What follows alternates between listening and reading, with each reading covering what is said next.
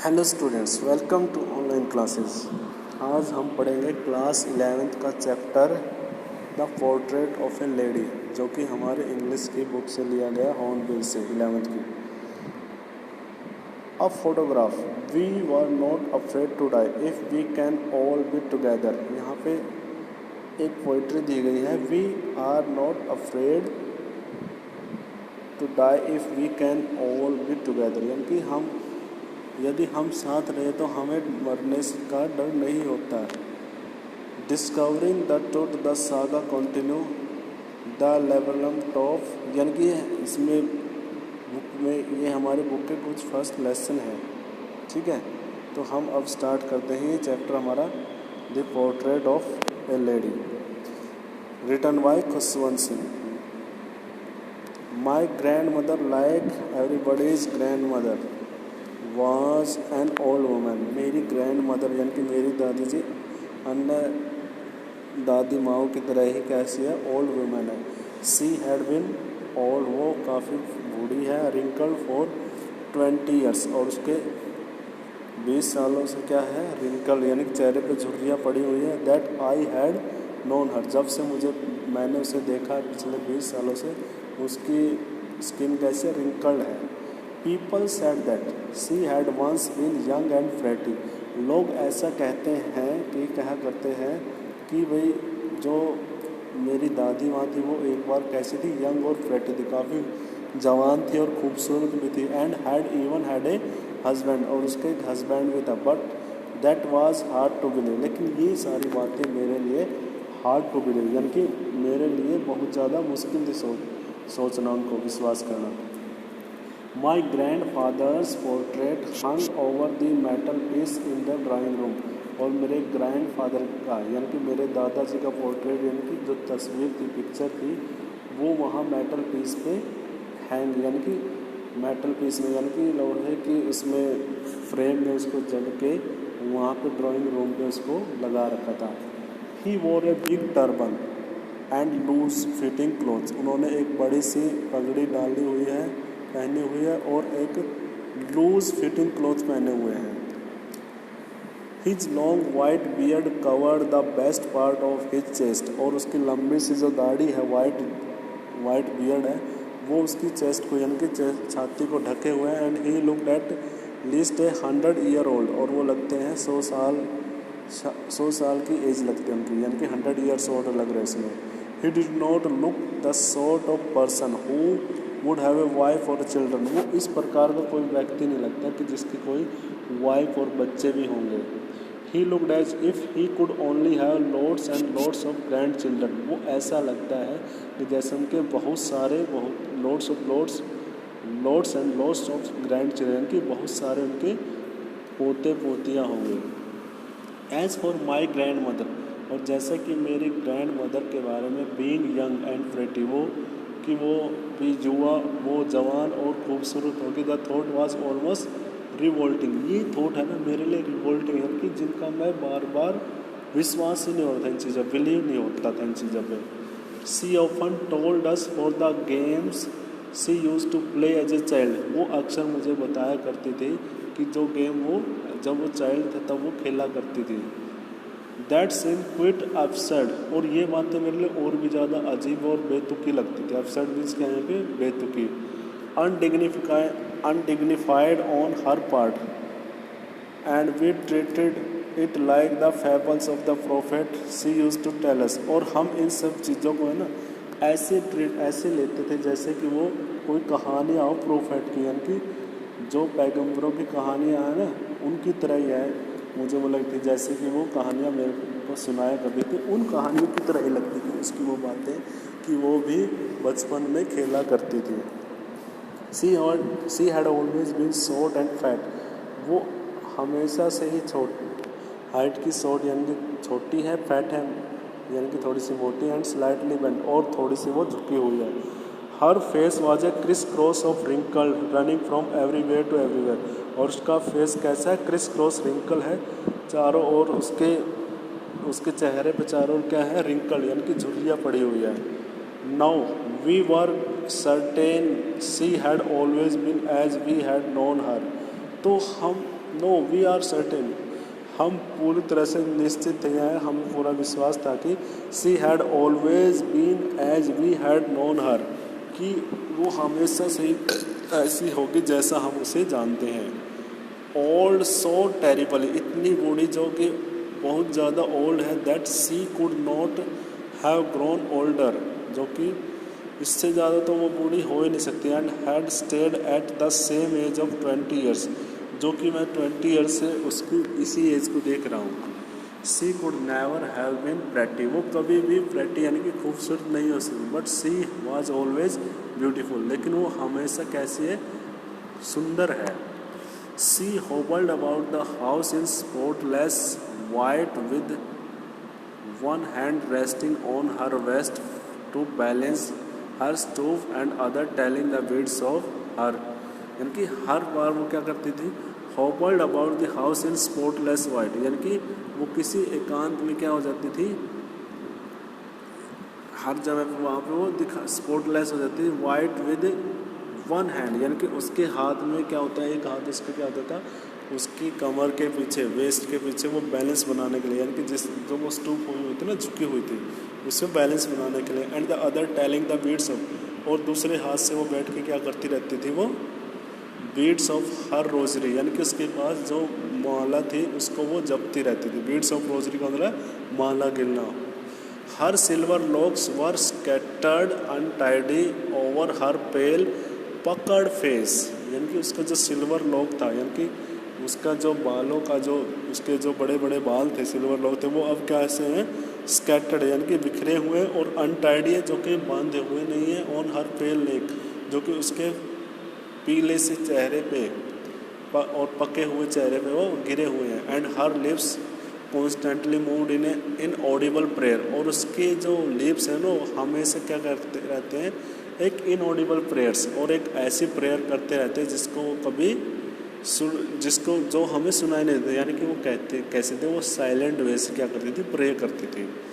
Yes she was beautiful, हाँ वो खूबसूरत तो थी। She was like the winter landscape in the mountain, वो कैसे थी, एक विंटर लैंडस्केप की तरह थी माउंटेन में।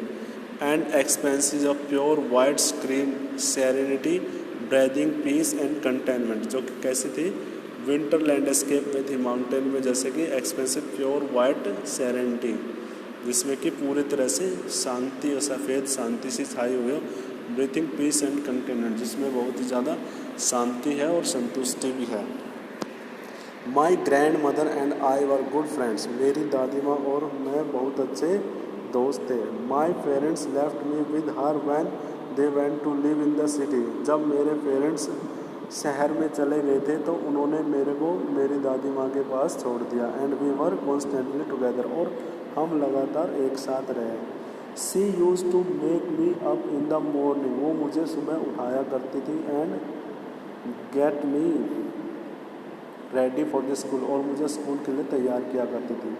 सी said her morning prayer in the monotonous sing song while she bath and dress me in the hope that I would listen and get to know it by heart, और वो क्या क्या करती थी, वो एक मोनोटोनस सिंग सॉन्ग यानी कि एक सा ही गीत, हर रोज़ एक जैसा ही गीत वो गाया करती थी जब वो नहाती थी। एंड ड्रेस मी, वो मुझे नहलाती थी और मुझे वो कपड़े पहनाती थी। इन द होप दैट, और इस आशा में कि आई वुड लिसन, कि मैं उसके गाने को सुनूंगा। And get to know it by heart, और उसको फिर वो समझूंगा मैं। आई लिसन, मैं इसलिए सुनता था because I loved her voice, क्योंकि मुझे उनकी जो आवाज़ थी वो बड़ी अच्छी लगती थी। But never bother to learn it, लेकिन कभी भी मैंने उसे सीखने की कोशिश या परवाह नहीं की। Then she would fetch my wooden slate which, फिर मेरे साथ वो मेरी वुडन स्लेट यानी कि तख्ती वगैरह है उसको लेके चलती थी। And she had already wash, जिसको वो पहले से ही धो के रखती थी, वॉश करती थी। And plaster with a yellow chalk, और उसको एक येलो चौक से पोतती थी। प्लास्टर का मतलब पोतना। I tiny earthen ink pot and a red pen, और वहाँ पे क्या करती थी वो एक छोटी सी मिट्टी से बनी हुई इंक पोट छोटी सी, एंड ए रेड पेन, और एक लाल पेन। Tie them all in the bundle, और उसको बंडल में बांध देती and hand it to me, और फिर वो उसे मुझे दे देती थी। After a breakfast of a thick stale chapati, और ब्रेकफास्ट करने के बाद एक मोटी सी और स्टेल यानी कि बासी सी चपाती का ब्रेकफास्ट करने के बाद विद ए लिटिल बटर, जिसके ऊपर वो थोड़ा सा वो लगा हुआ था butter and sugar spread on it, जिसके ऊपर थोड़ा सा मक्खन और उसके ऊपर चीनी वगैरह मिला के वो मुझे खिलाती थी। And we went to school, और फिर हम स्कूल जाते थे। She carried several stale chapati with her for the village dogs, और फिर वो बहुत सारे स्टेल चपाती यानी कि बासी रोटियां लेके चलती थी गाँव के कुत्तों को खिलाने के लिए वहाँ पे, ठीक है, विलेज डॉग्स को। My grand mother always went to school with me, मेरी दादी माँ हमेशा मेरे साथ स्कूल में जाया करती थी। क्यों?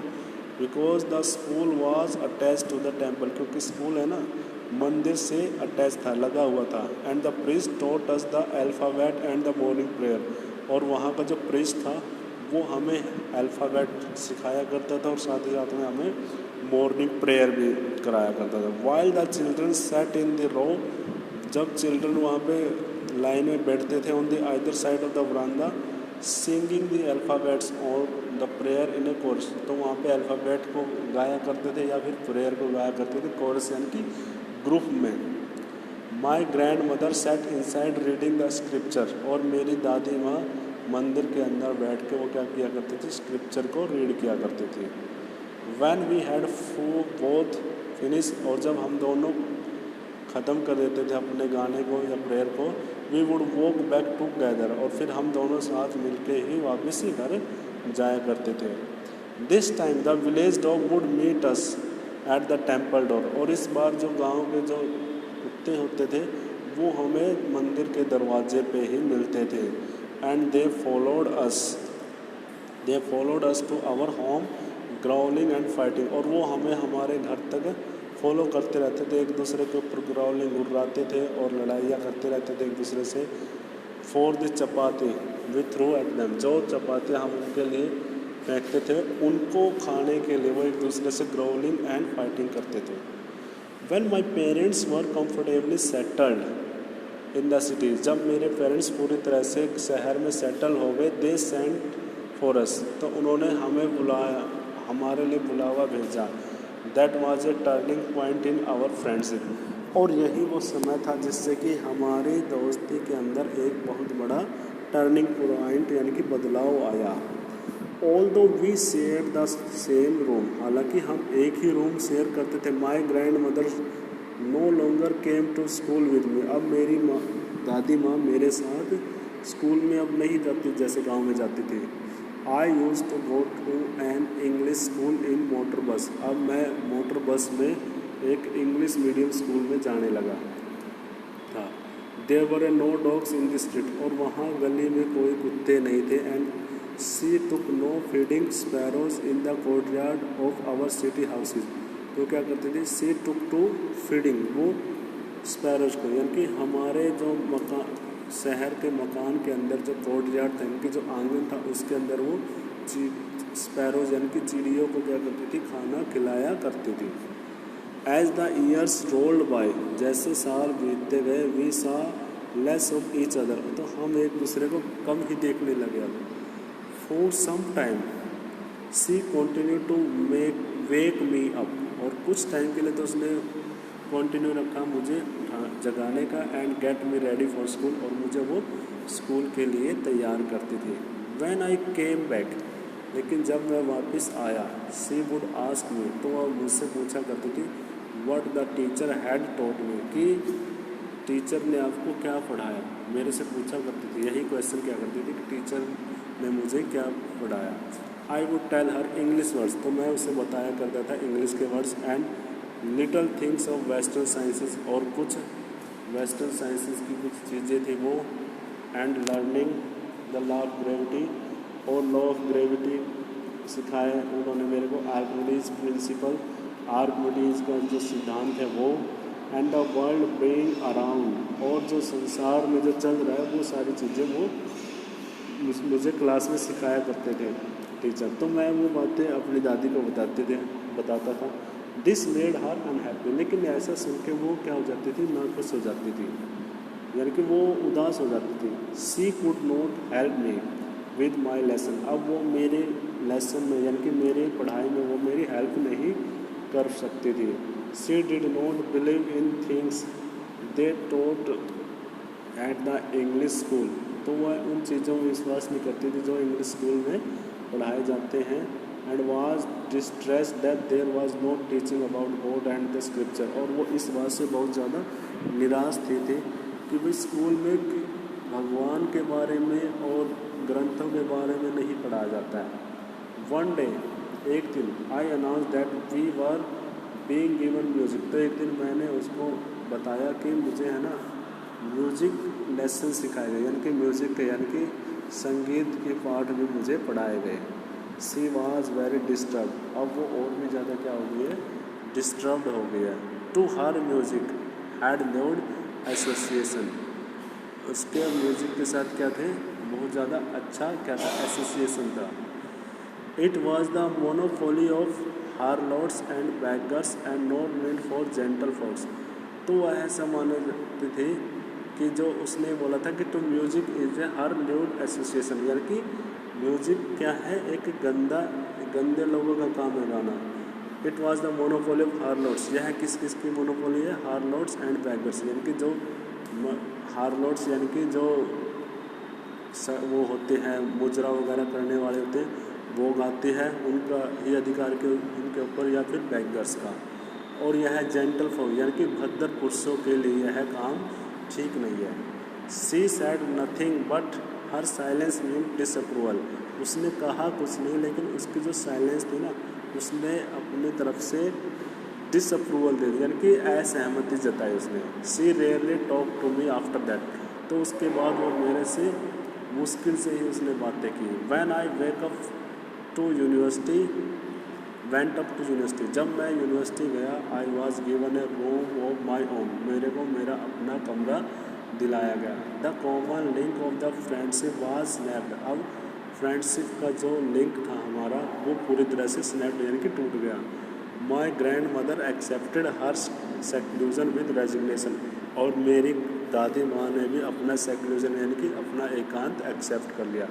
सी rarely left her spinning wheel to talk to anyone, तो वो मुश्किल से ही अपना स्पिनिंग व्हील यानी कि चरखा था जो उसके पास, उसको मुश्किल से छोड़ती थी और कभी किसी से बात करती थी, यानी कि हर टाइम वो स्पिनिंग व्हील में लगी रहती थी। फ्रॉम सनराइज टू सनसेट, सूर्य उदय से सूर्य अस्त तक, she sat by her wheel spinning, वो अपने स्पिनिंग व्हील के पास बैठी रहती थी। एंड रिसाइटिंग प्रेयर, और वहाँ बैठ के वो प्रेयर करती रहती थी। Only in the afternoon she relax for a while, और दोपहर को ही वो कुछ टाइम के लिए रिलैक्स करती थी। टू फीड द स्पैरो, और उसमें भी वो क्या करती थी, स्पैरो यानी कि चिड़ियों को खाना खिलाती थी। While she sat in the veranda breaking the bread into little bits, जब वो वरांदे में बैठती थी तो वहाँ पे ब्रेड को वो छोटे छोटे बिट्स में टुकड़ों में बांट देते थे। Hundreds of little birds collected round her, और हज़ारों छोटे छोटे सैकड़ों वहाँ पे छोटे छोटे पक्षी थे, वो इकट्ठे हो जाते थे उसके चारों ओर, और क्रिएटिंग ए वेरिटेबल बेजलेम ऑफ चर्पिंग्स, और वहाँ पे वो क्या करते थे, वो चहचहाते थे, अलग अलग प्रकार की चहचहाट करते थे वो। Some came and perch on her leg, कुछ तो आते थे उसके लेग के ऊपर बैठ जाते, अदर ऑन हर शोल्डर, कुछ उसके कंधों के ऊपर। Some even sat on her head, और कुछ तो उसके सर के ऊपर भी बैठ जाते थे। She smiled but never shooed them away, वो मुस्कुराती थी और वो कभी भी उनको वहाँ से शूट देम अवे नहीं करते, कभी भी उनको वहाँ से भगाते नहीं थे। It use to be the happiest half hour of the day for her, यह उसके लिए दिन का क्या होता था, हाफ आवर होता था, आधा घंटा उसका ऐसे ही बीतता था खुशी खुशी से। When I decided to go abroad for further study, जब मैंने निर्णय लिया कि मैं अगली स्टडी के लिए, अगली पढ़ाई के लिए विदेश जाऊंगा, I was sure my grand mother would be upset, और मैं इस बात के लिए श्योर था कि मेरी मदर पूरी तरह से इससे भी क्या हो जाएगी, अपसेट यानी कि उदास होगी। It would be away for a 5 years, और यह 5 साल के लिए जाना था। And at her age one could never tell, और उसकी एज में कोई भी यह नहीं बता सकता था। But my grand mother could, लेकिन मेरी ग्रैंड मदर ने बोला। She was not even sentimental, लेकिन वो इतनी भावुक भी नहीं थी। She came to leave me at the railway station, वो मुझे रेलवे स्टेशन पे छोड़ने भी आई। But did not talk or show any emotion, लेकिन उसने मेरे से न तो कोई बात की और न ही कोई भी इमोशन, यानी कि कोई भी इमोशन दिखाया उन्होंने। हर लिप्स मूव्ड इन प्रेयर, उसके जो लिप्स थे वो एक प्रेयर कह रहे थे। And her mind was lost in prayer, और उसका जो दिमाग था वो भी प्रेयर में खोया हुआ था। Her fingers were busy telling the beats of her rosary, और उसके जो फिंगर थी वो बिजी थी बीट्स ऑफ रोजरी में। Silently she kissed my forehead, और चुपके से उसने मेरे फोरहेड को क्या क्या किस किया। And when I left I cherish, जब मैं लिखना I cherish the most imprint as perhaps the last sign of physical contact between us, लेकिन मैंने उसको चेरिश यानी कि उसको एज इट इज़ रखा। जो मोस्ट इम्प्रिंट था, यानी कि जो गीला सा इम्प्रिंट जो मेरी दादी ने किस किया था मेरे फोरहेड पर, मैंने उसको रखा था, क्योंकि मैं यही सोच रहा था कि यह लास्ट साइन है हमारे फिजिकल कॉन्टैक्ट का। But that was not so, लेकिन यह ऐसा नहीं था। आफ्टर 5 years, जब 5 सालों के बाद, आई केम बैक होम, जब मैं घर आया, and was met by her at the station, और मैंने उसको स्टेशन पे खड़ा पाया। And she did not look a day older, अब वो एक दिन भी बूढ़ी नहीं लग रही थी। She still had no time for words, अभी भी उसके पास कोई भी वर्ड्स नहीं थे। And while she clasped in her arms, लेकिन वो अभी भी अपने हाथों को पकड़े हुए हैं। And I could hear her reciting her prayers, मैं उसकी प्रेयर को सुन सकता था। Even on the first day of my arrival, लेकिन मेरे आने के पहले दिन, her happiest moment were with her sparrows, उसका जो हैप्पीएस्ट मोमेंट था किसके साथ था, स्पैरो का। होम सी फैड लॉन्गर, जिनको उन्होंने काफ़ी लंबे समय तक खिलाया। विद नो प्रिविलेज रिबुक्स, उनको किसी प्रकार का डाटा भी नहीं उनको। इन the evening A change came over हर, लेकिन शाम तक आते आते उसके अंदर एक बदलाव आया। And she did not pray, अब उसने कोई भी प्रेयर यानी कि प्रार्थना नहीं की। She collected the women of the neighbourhood, उन्होंने पड़ोस की औरतों को इकट्ठा किया। एंड गॉट एंड ड्रम, और एक पुराना सा ड्रम ले लिया। एंड स्टार्टेड टू सिंग, और उन्होंने गाना शुरू कर दिया। फॉर सेवरल आवर्स, और कई घंटों तक। She thumped the sagging skin of the dilapidated drum, और उसने वो सैगिंग स्किन थी जो ड्रम की, उसको पीटती रही ड्रम को। And saying the home coming of the warriors, और योद्धाओं के घर आने के जो गाने हैं उनको वो गाती रही। We had to persuade her to stop the avoid over straining, और हमने उसको समझाना था टू अवॉइड ओवर स्ट्रेनिंग, यानी कि इतना ज़्यादा स्ट्रेन मत करो बॉडी को। That was the first time since I had known her that she did not pray, तो यही वो पहला समय था जब मैंने देखा कि दादी माँ ने कोई भी प्रे नहीं की। The next morning she was taken ill, अगली सुबह वो हो गई बीमार। It was a mild fever, यह एक हल्का सा बुखार था। The doctor told us that it would go, कि यह चला जाएगा। But my grand mother thought differently, लेकिन मेरी दादी माँ अलग तरीके से सोच रही थी। She told us that her and was near, उन्होंने हमें बताया कि उसका जो अंत है वो नज़दीक आ गया है। She said that since only a few hours before the close of the last chapter of her life she had committed to pray, तो उन्होंने बोला कि उसके जो ज़िंदगी का जो लास्ट चैप्टर है उससे पहले वो कुछ क्या है, उससे बहुत बड़ी भूल हो गई कि उससे प्रे नहीं हुई। She was not going to waste any more time, अब वो कोई भी टाइम वेस्ट नहीं करना चाहती थी हमसे बातें करके। वी प्रोटेस्टेड, हमने विरोध किया कि ऐसा मत करो। But she ignored our protest, लेकिन उन्होंने हमें अनदेखा किया। And she live peacefully in the bed praying and telling her words, तो वो शांति से बेड के ऊपर बैठ गई और वो क्या करने लगी, बीड्स को टेल कर यानी कि माला जपने लगे। Even before we could suspect इससे पहले कि हम कोई भी अंदाज़ा लगाते, हर लिप स्टॉप मूविंग, उसके जो होंठ थे वो हिलने बंद हो गए, and rosary fell from her life less finger, और उसके हाथों में जो माला थी वो गिर गई। A peaceful pallor spread on her face and we know that she was dead. अब उसके चेहरे के ऊपर एक क्या हो गई, पीला, यानी कि पीलापन छा गया, और हमें पता चल गया कि वो अब मर गई थी।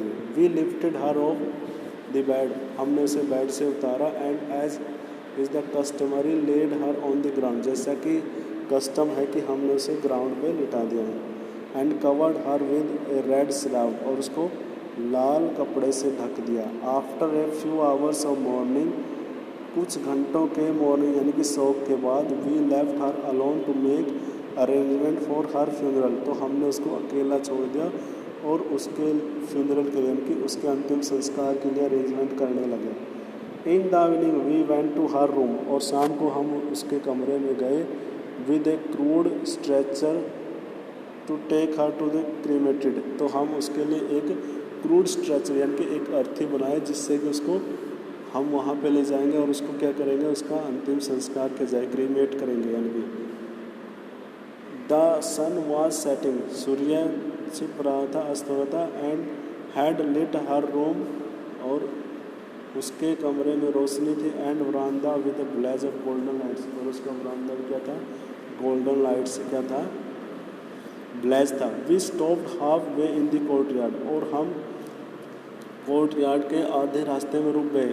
All over the veranda and in her room light, उसके वरांदा में और उसकी रूम लाइट में, to where she lay dead, जहाँ पे वो डेड लेटी हुई थी, stiff wrapped in the red shroud, जो कि लाल कपड़े में लिपटी हुई थी। Thousands of sparrow sat scattered on the floor, और वहाँ पे सैकड़ों जो पक्षी थे वो उस फर्श के चारों ओर वहाँ पे इकट्ठे हुए थे। And there was no chirping, अब वो किसी प्रकार की चर्पिंग भी नहीं कर रहे थे। We felt sorry for the birds, और हमें इन पक्षियों के लिए बहुत ज़्यादा सॉरी फील हो रहा था। My mother fetched some bread for them, मेरी मदर उनके लिए कुछ ब्रेड लेके आई। She broke it into little crumbs, उसने उनको छोटे छोटे टुकड़ों में तोड़ दिया। And the way my grand mother used, जैसा कि मेरी दादी माँ तोड़ तोड़ के खिलाती थी, and threw it to them, और उसे उनके ऊपर फेंक दिया। This the sparrow took no notice of the bread, अब इस यहाँ पे जो ये चिड़िया थी इन्होंने भी कोई भी ध्यान नहीं दिया उन ब्रेड्स के ऊपर। When we carried my grand mother's corpse off, जब हम अपनी दादी माँ की डेड बॉडी को, क्रॉप्स यानी कि डेड बॉडी को हम लेके जा रहे थे, दे फ्लू अवे क्वाइटली, तो वो वहाँ से बिल्कुल शांति से वहाँ से उड़ के चले गए। Next morning the sweeper swept the bread crumbs into the dustbin, अगले सुबह स्वीपर ने उसको स्वैप किया ब्रेड क्रम्स को और उनको डस्टबिन में डाल दिया। ओके स्टूडेंट्स, तो ये है क्वेश्चन, ये इसके कुछ क्वेश्चंस हैं, ये आप इसके कर लेना, ठीक है। ये था हमारा lesson a portrait of A